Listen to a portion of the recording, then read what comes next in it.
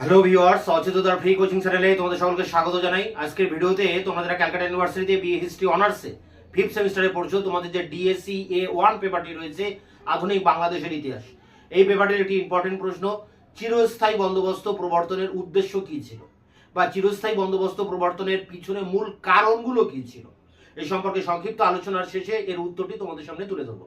সে প্রসঙ্গে যাওয়ার আগে একবার বোর্ডে কি লেখা আছে দেখে নি। BA history honours 5th same DSC A1 বাংলাদেশের ইতিহাস। প্রশ্ন হচ্ছে চিরস্থায়ী বন্দোবস্ত প্রবর্তনের উদ্দেশ্য।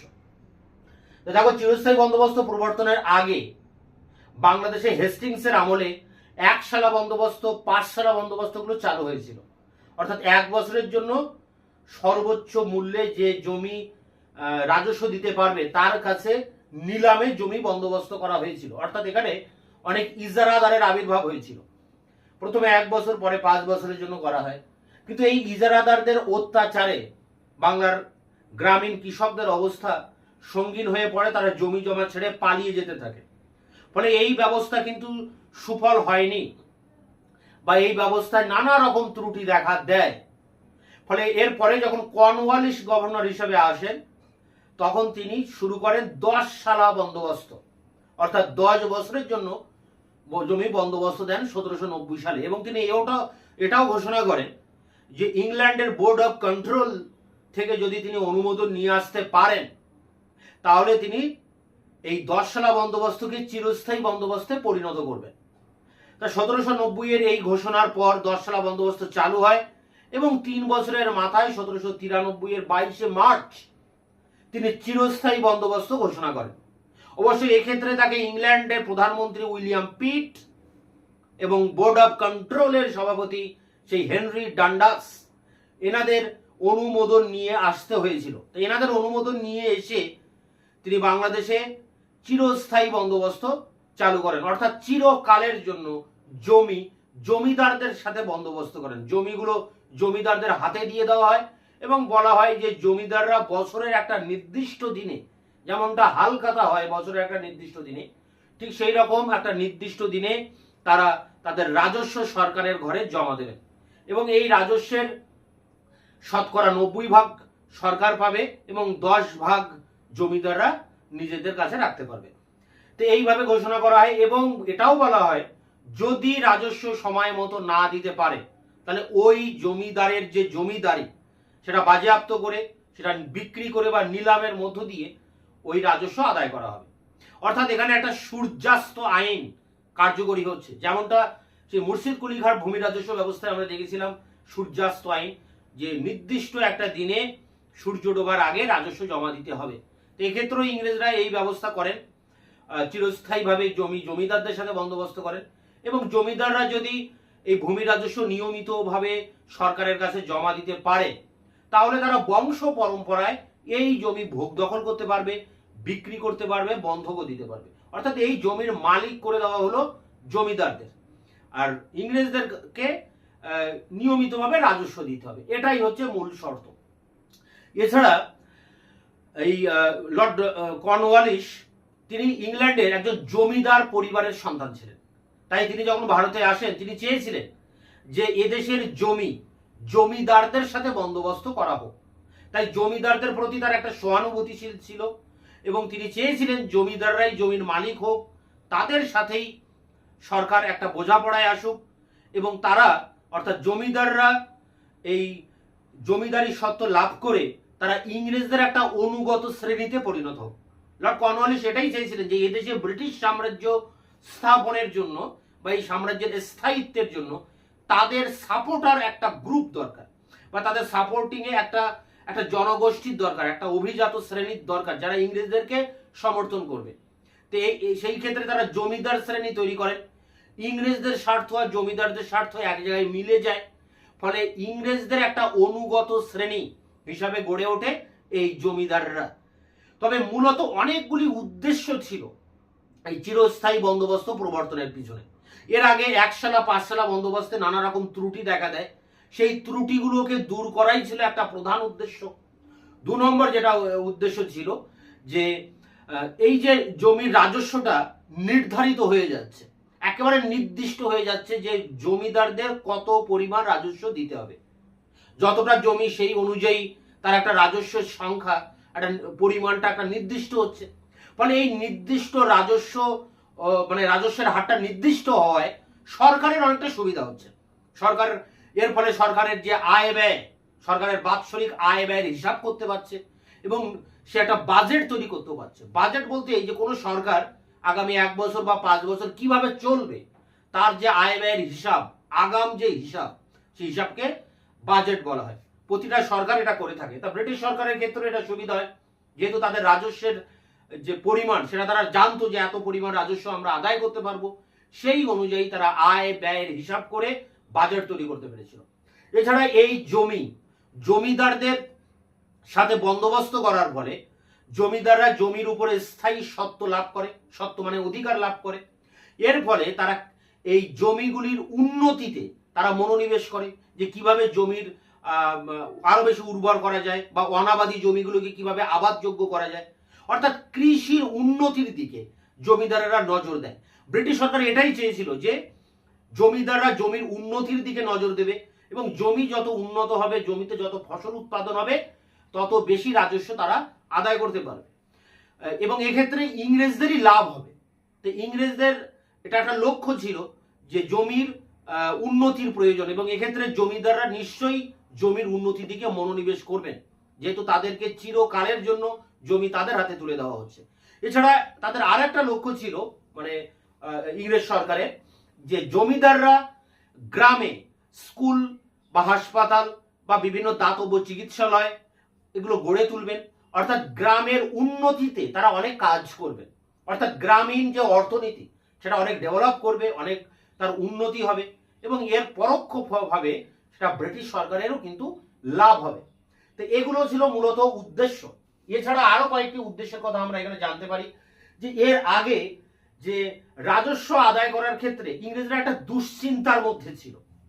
1 সালা বন্দোবস্ত, 5 সালা বন্দোবস্ত, এক্ষেত্রে কিন্তু ইংরেজদের একটা টেনশন কাজ করেছিল, কারণ ঠিকঠাক মতো রাজস্ব আদায় হতো না।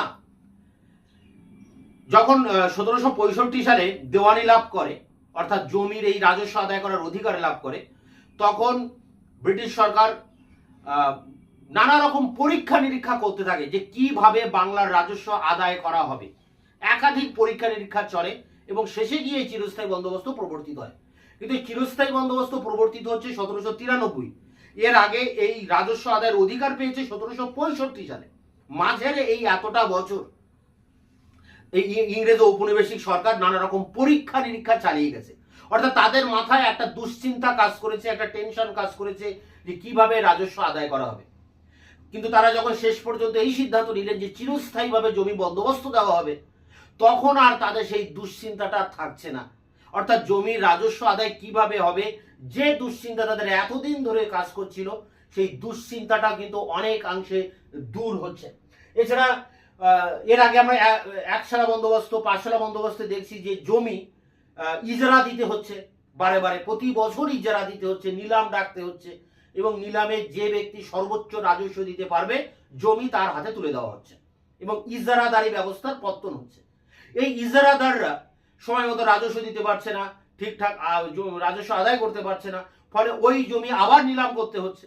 ফলে নিলামের একটা ঝামেলা কিন্তু লেগেই আছে। কিন্তু চিরস্থায়ী বন্দোবস্ত যদি প্রবর্তিত হয়, তাহলে এই জমি নিলামের যে ঝামেলা, সেই ঝামেলা থেকে ব্রিটিশ সরকার মুক্ত হবে, তাদের এই ঝামেলা থেকে তারা দূর হবে। এই কারণে তারা এই চিরস্থায়ী বন্দোবস্ত প্রবর্তনের জন্য মনস্তাব করে।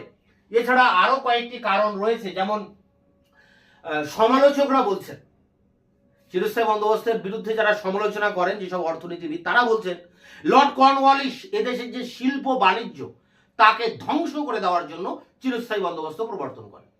অবশ্যই এই কথাটা কিন্তু ঠিক নয়।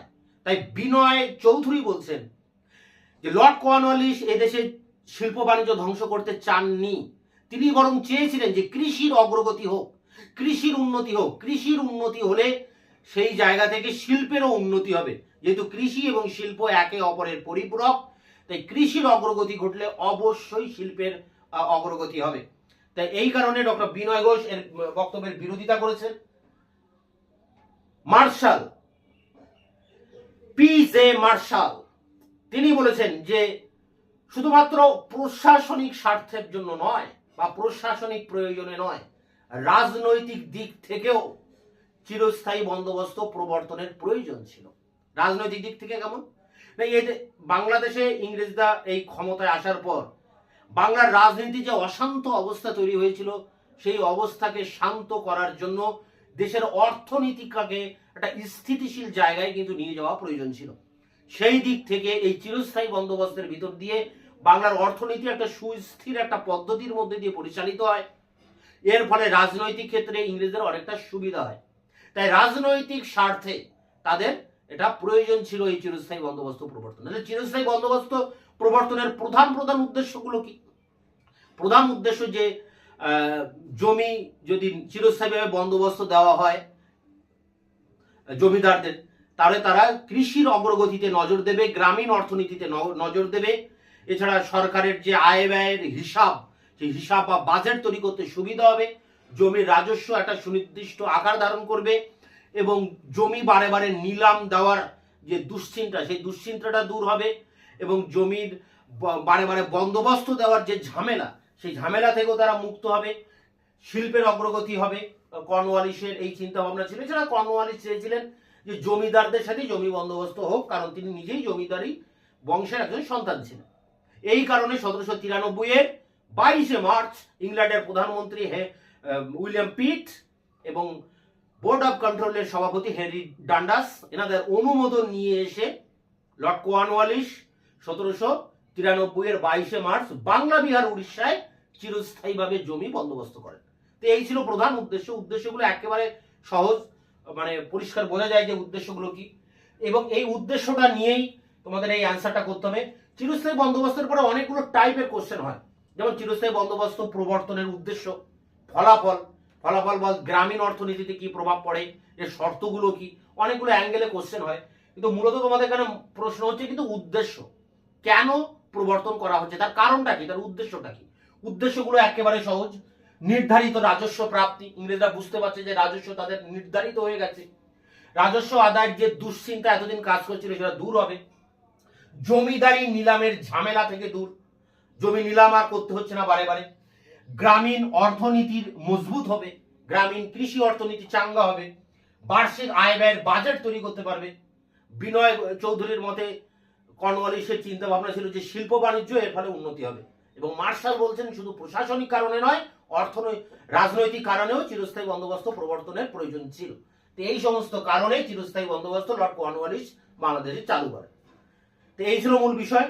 এর যে উত্তর নিয়ে এবার মানে অ্যান্সার শিট নিয়ে তোমাদের সামনে অন স্ক্রিনে আলোচনা করছি।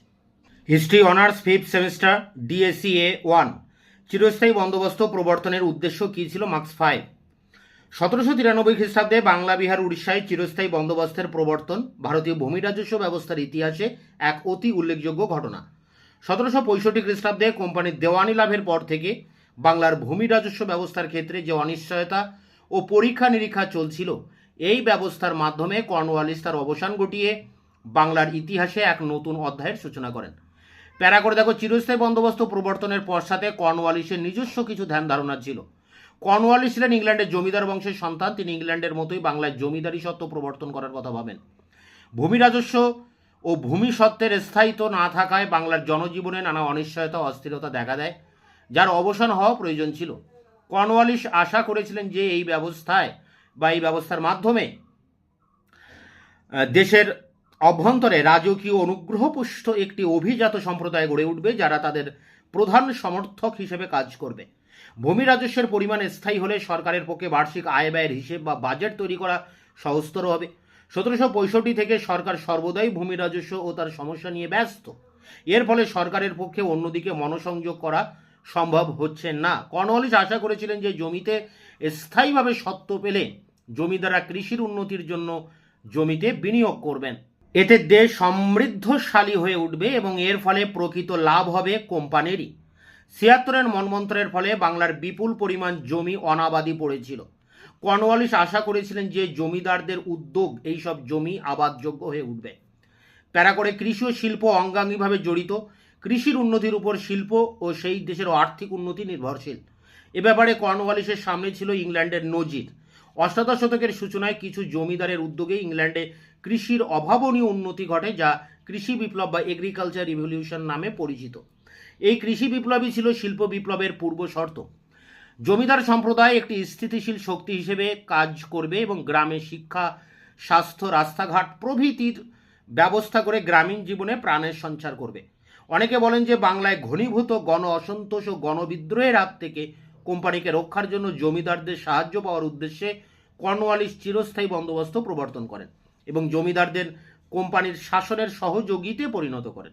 বিশিষ্ট মার্ক্সবাদী পণ্ডিত রজনীপাম দত্ত বলেন যে গণবিক্ষোভের হাত থেকে কোম্পানিকে রক্ষার উদ্দেশ্যে সরকারের পক্ষে এই ধরনের মিত্রতা অপরিহার্য ছিল। অবশ্য ডক্টর বিনয় চৌধুরী এই বক্তব্যের বিরোধিতা করে বলেন চিরস্থায়ী বন্দোবস্তের পশ্চাতে গণবিদ্রোহ সংক্রান্ত তথ্য অবান্তর। প্যারা করে এটি শেষ প্যারা। অপরদিকে অধ্যাপক পি.জে. মার্শাল বলেন যে কেবলমাত্র প্রশাসনিক প্রয়োজনই নয়, রাজনৈতিক স্বার্থেও চিরস্থায়ী বন্দোবস্তের প্রয়োজন ছিল। কর্নওয়ালিস নিজেও তার ডেসপ্যাচে সামাজিক শৃঙ্খলা স্থাপনের জন্য এক মর্যাদা সম্পন্ন ও প্রভাবশালী শ্রেণীর সহযোগিতার কথা বলেছেন। সুতরাং চিরস্থায়ী বন্দোবস্ত প্রবর্তনের পশ্চাতে রাজনৈতিক উদ্দেশ্য সিদ্ধির কথা একেবারে অবান্তর নয়। অনেকে বলেন যে চিরস্থায়ী বন্দোবস্তের দ্বারা কর্নওয়ালিস বাংলার শিল্প বাণিজ্যকে ধ্বংস করে বাংলাকে একটি কৃষি নির্ভর দেশে পরিণত করতে চেয়েছিলেন। ডক্টর বিনয় চৌধুরী এই বক্তব্য নস্যাৎ করে দিয়ে বলেন যে এ ধরনের কোনো ইচ্ছা লর্ড কর্নওয়ালিসের ছিল না, বরং তিনি মনে করতেন যে শিল্প বাণিজ্যের স্বার্থেই কৃষির অগ্রগতি প্রয়োজন। বিদগ্ধ ইংরেজ আমলাদের নানা ধরনের চিন্তা ভাবনা ছিল, মানে এখানে বলা হচ্ছে যে পরিশেষে বলা যায় যে চিরস্থায়ী বন্দোবস্ত প্রবর্তনের পশ্চাতে বিদগ্ধ ইংরেজ আমলাদের নানা ধরনের চিন্তা ভাবনা ছিল এবং এর উদ্দেশ্য ছিল দেশবাসীর কল্যাণ সাধন ও অধিক পরিমাণে রাজস্ব আদায়। বাস্তব ক্ষেত্রে এই ব্যবস্থা তার উদ্দেশ্য সিদ্ধিতে পুরোপুরি সার্থক হয়নি। এই ছিল চিরস্থায়ী বন্দোবস্ত প্রবর্তনের উদ্দেশ্য বা চিরস্থায়ী বন্দোবস্ত প্রবর্তনের কারণ কি, তার উপরে 5 নম্বরের টিকা প্রশ্ন উত্তর। এটি সংগ্রহ করে পরীক্ষার জন্য প্রস্তুতি নাও। তোমাদের এই পেপারের অনেকগুলি টিকা প্রশ্ন উত্তর আমি ইতিমধ্যে চ্যানেলে আপলোড করেছি, তার লিঙ্ক দেওয়া থাকবে ভিডিও ডেসক্রিপশন বক্সে। এছাড়া আবার দেখা হচ্ছে তোমাদের ক্লাস রিলেটেড নতুন কোনো ভিডিওতে। ততক্ষণে তোমরা চ্যানেলকে সাবস্ক্রাইব করবে, শেয়ার, লাইক, কমেন্ট করবে।